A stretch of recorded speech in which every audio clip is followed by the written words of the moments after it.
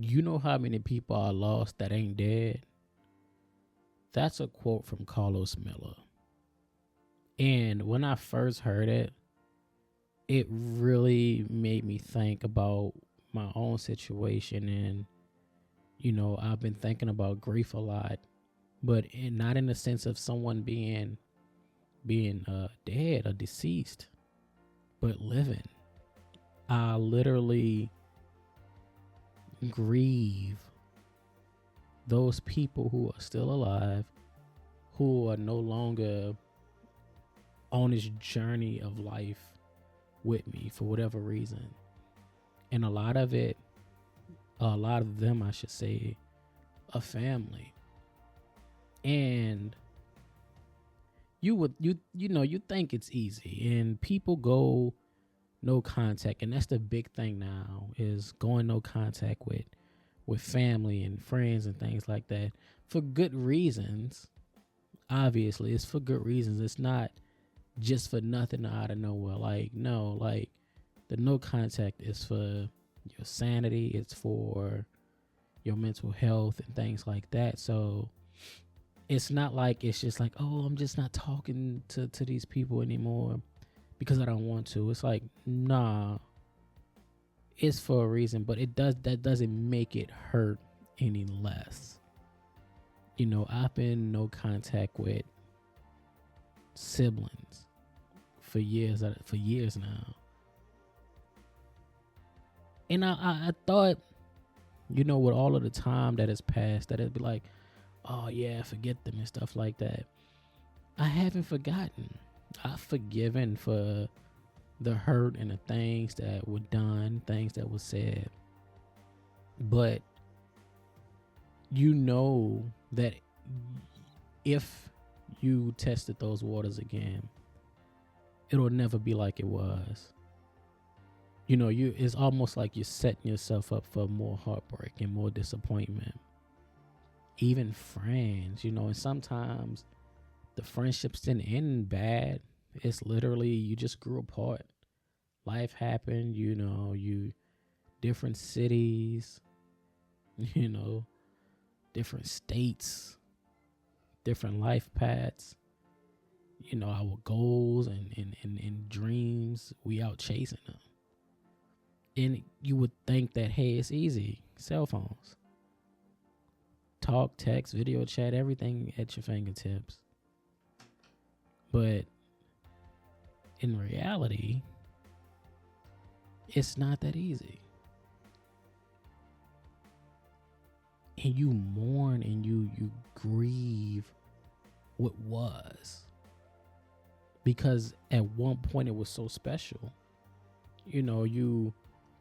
These are people you told some of your deepest secrets to. These are people you shared intimate moments with. These are people that you thought would be in your corner with you forever. And it's just not how things played out. And sometimes I get caught up in the what ifs. Like, what if things didn't happen the way that they did? How would things be today? And you don't know. And I think for me and people like me, we struggle with the unknown. We struggle with not knowing, if things would have been different, if we stayed in contact, if I just forgave you, threw it to the side and act like it didn't happen, and we stayed in contact regardless of how bad things got. Grieving the living is a different type of grief. And this is not to discredit those who have had to grieve. Like I've had to grieve losing people who are no longer on this earth.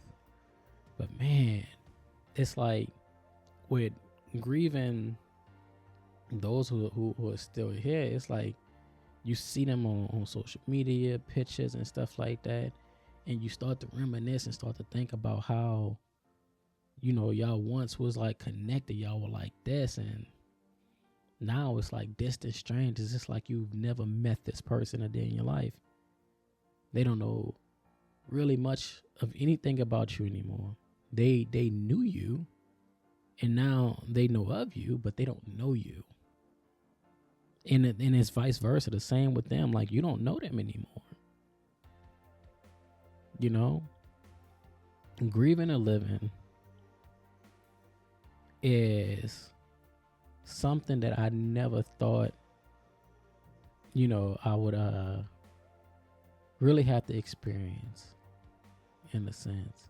I didn't think it would make me feel the way that it does, because you regardless of what happened, you start to miss people. You miss the good. You miss the laughs and the those cries and the laughter that make your stomach hurt. You miss going out, just having a good time and traveling with those folks, and just being around them, being in their presence, them being in your presence. You miss those things, and deep down, like, hey, that's it, and it'll never happen again. You can't get it back with that person or with those people. It's not easy. It's not easy. I've come to realize that it's for the best, though, because what I don't want to do, and I think the reason why I've been so strong and solid on my end to upholding those things and dealing with this grief, is because I don't want to go back. I don't necessarily want things to be how they used to be, because there's a lot of hurt and pain, just as much as it was, joy and laughter, but the bad outweigh the good, and I'm okay. It's just sometimes it hits you like a ton of bricks, and like, you just start reminiscing and thinking about how fun things were at one point with this person or that person. And I think that's natural. I think that's okay. But man, losing people that ain't dead. You can never change time. And I think if I can go back, would I change things in terms of, how things just went down and how, the distance came about, whether it was, just friends growing apart and going on different life paths, or family members who, parents, if your parents have done you wrong, that have literally caused you so much pain and so much trauma. Like, would I do it again? Would I want to go back, rechange it? If I can change them, change their mind?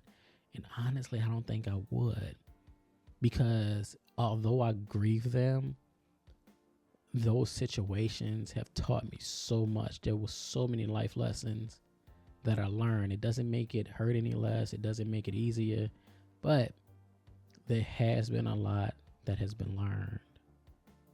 So, sometimes grieving a living is tough, but if they've caused you a lot of pain and trauma over the years, my advice, don't go back. Protect your peace, protect your mental, and do what's best for you, So, again, thank you for tuning in to another episode of A Quick Little Word Podcast. Make sure you check the description for all of the links. The brand, Facience.com, my social medias are all linked. And also the audio for the podcast is linked as well. So until next time, peace, love, and happiness.